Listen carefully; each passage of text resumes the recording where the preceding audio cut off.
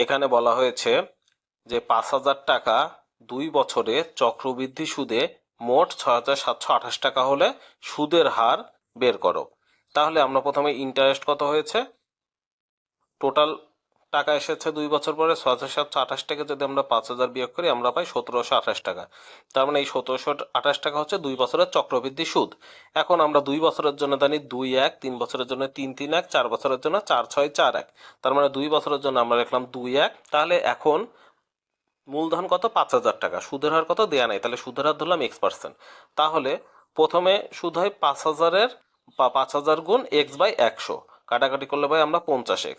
এবার এ পাশে সুদ হবে এই যে 50x-এর আবার x%, তার মানে 50x গুণ x/100, তার মানে এখানে কাটাকাটি করলে পাই আমরা x²/2।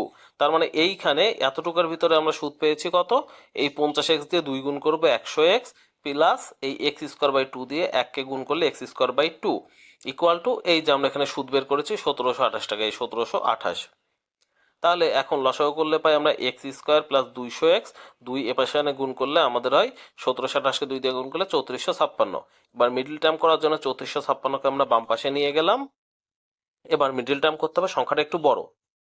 এখন আমরা যদি 200কে 10 দিয়ে গুণ করি তাহলে আমরা পাবো 2,000, কিন্তু এখানে আছে আমাদের 3,456। এখন যদি 200কে 20 দিয়ে গুণ করি তাহলে কত হয়ে যাবে, 4,000, বেশি হয়ে যাবে। তার মানে 210 থেকে 220-এর মধ্যে এমন একটা সংখ্যায় গুণ করতে হবে।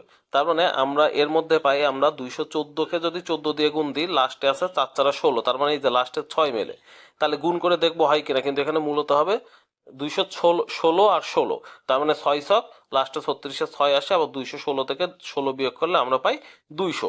মিডল টার্ম করা হয়েছে মূলত।